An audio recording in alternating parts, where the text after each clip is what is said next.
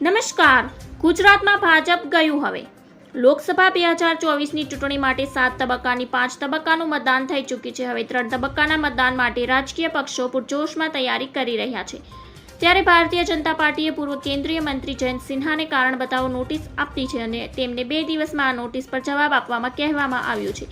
જયંત સિન્હા પાર્ટીએ તેમને ટિકિટ ન આપવાના નિર્ણયથી નારાજ છે અને તેમને તેથી ચૂંટણી પ્રચારથી દૂર બનાવી રહ્યા છે. તેમના આ વલણને જોઈને પાર્ટીએ કારણો બતાવો નોટિસ આપી છે અને તેમને 2 દિવસમાં જવાબ આપવાનો નિર્દેશ પણ આપ્યો છે. આ ઉપરાંત ભાજપે ધનબાદના ધારાસભ્ય રાજ સિન્હાને પણ નોટિસ પાઠવી છે.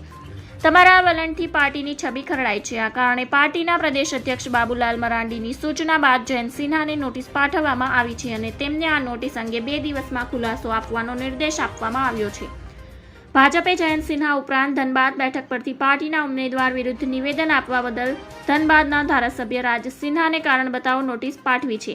પાર્ટી આ વિષય પર ઝીરો ટોલરન્સ ધરાવે છે. જોકે ઉમેદવારોની પસંદગીને લઈને ભાજપમાં મતભેદ અને ઝઘડાઓ સામે આવ્યા છે. ધન્યવાદ. જય